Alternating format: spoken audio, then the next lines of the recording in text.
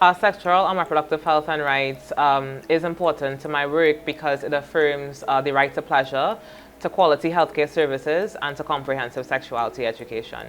So for the Family Planning Association of Trinidad and Tobago, otherwise known as FPATT, basically sexual and reproductive health and rights is what we do. It's every day in our services what we do, and we provide those services that are aligned to sexual and reproductive health and rights. When we speak about HIV treatment and care, it must be delivered equally and equitably to everyone. And so those questions about gender and SRH must be brought into the equation, because presently key populations, women, those persons that might be disenfranchised, they may not receive information about their care in the same way, and there are definitely differences in the differentiated care that is needed for each of those different populations. From the persons who are blind or visually impaired, we stand on the pillar of diversity, equity, and inclusion. And we believe that persons who are blind have a right to a family.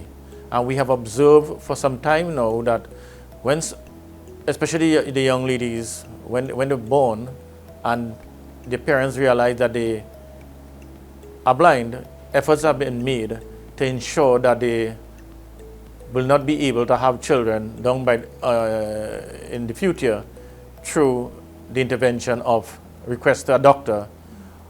Or two, if they are blind because of genetics or the chances that their children could be blind, efforts have been made to discourage them from having family because their children could be blind. And we have situations where persons who are blind or couples that are blind interested in adopting a child, they are also discouraged. Sexual and reproductive health care and rights for the LGBTQ+ community in Trinidad and Tobago goes very broadly. We think about things such as like access to condoms, access to tests around sexual health, as well as the different provisions that are necessary to affirm one's sexual and reproductive health. We think about the ways that folks should be able to access different services in our healthcare system and be able to engage with these services in a way where they aren't susceptible to like violations or like negative experiences or negatively differentiated experiences or treatment. So just to inform you, World Health Organization defines sexual health as being healthy physically, mentally, emotionally, and socially. So it is not just the absence of disease, dysfunction, or infirmity. So that being said, that encapsulates everybody. And that is who FPATT serves. We serve everybody with a particular mindset to those vulnerable groups. We talk about our youths, our adolescents, we talk about our elderly persons, members of the LGBTQIA+ community, our disabled persons, and our refugees and migrants. So we are here to serve everybody. Menstrual health and equity are very important components of sexual health and rights. When we speak about ending period poverty, we really are working to ensure that people who menstruate are able to enjoy a dignified menstruation. And it's just not looking at period products alone, but also access to menstrual health education, which enables them to understand their menstrual cycles, which can then lead them to make informed choices around avoiding unwanted pregnancies and ensuring that they can lead a life of pleasure, knowing that they have access to sexual health services catered to them. Well, we have a situation where someone might be on the side of the street, waiting to cross the street, and people like to conclude or saying just because you are blind you need help. That doesn't be always the case. And people invade your space just like that. They may grab you, shove you, and force or think you want to cross the street, put you in the wrong place, have you disoriented. What we are suggesting, all it simple takes, if you see someone who is blind, say, how can I help you?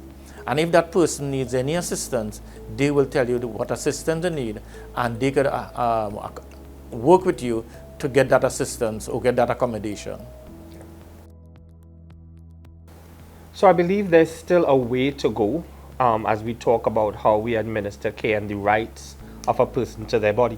Just today in the International AIDS Conference, Women Coalition spoke of the pressure that is sometimes imposed upon women to either terminate pregnancies or to not have children or even to not breastfeed. And so I think that there is a disconnect in the information.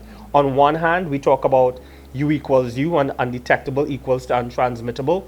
But on the other hand, a woman who has achieved an undetectable status, we tell her that she should still not breastfeed. So there needs to be some clarification. Even here in Trinidad, our own Children's Authority Act, it speaks to an exemption, more or less known as the Romeo Clause. It speaks to an exemption as to how couples might engage in exploration. However, that same legislature is criminalized if it's same-sex couples. So there isn't a kind of there are still gaps, rather, to see in the laws and how it is upheld. And so we need to be able to make sure that steps are taken to show that these gaps are closed, but also, more importantly, to be able to support and empower persons who might become disenfranchised or discriminated against by those gaps. We see how, you know, people of higher socioeconomic status are able to like circumvent some of these services and maybe even like fly out to, you know, a country that provides these services, get whatever procedures necessary there, and then come back and, you know, living their lives in the ways that they feel that feels most true and best for them. But you know, when we think about people of lower socioeconomic status and who have the desire to undergo you know, this type of physical transition, they aren't able to access it in the ways that, you know, folks of higher socioeconomic standing can. We think about the ways in which our systems in general aren't designed in a way that affirms or recognizes and acknowledges the diversity and expansiveness of gender that we know it to be in Trinidad and Tobago and globally.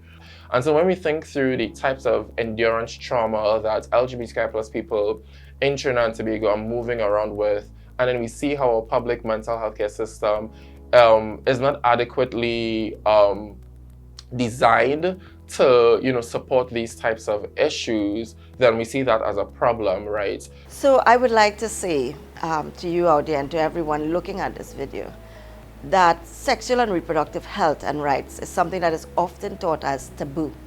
It is not something openly discussed, but it's time to stand up and say, you know what, this is my right to access and receive sexual and reproductive health services.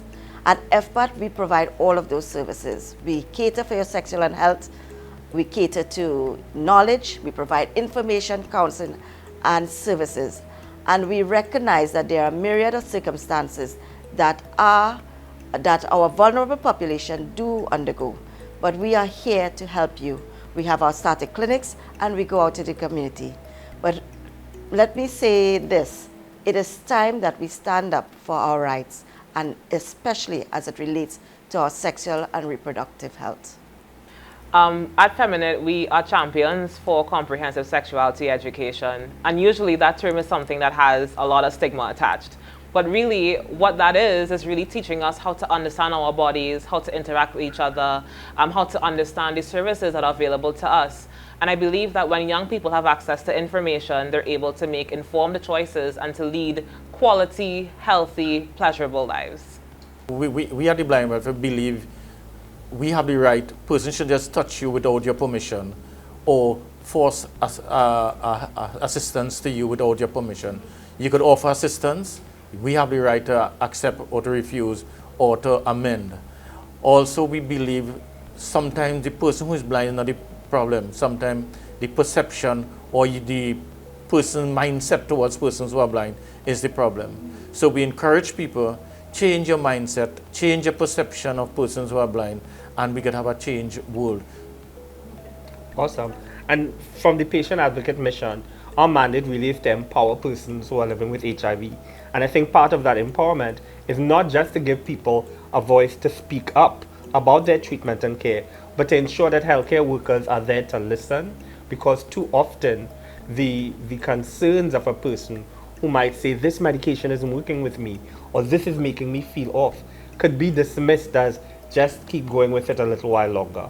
So it's a two-way street in that if we are trying to empower persons, we need to make sure that when they do speak up, that they are listened to and they are heard.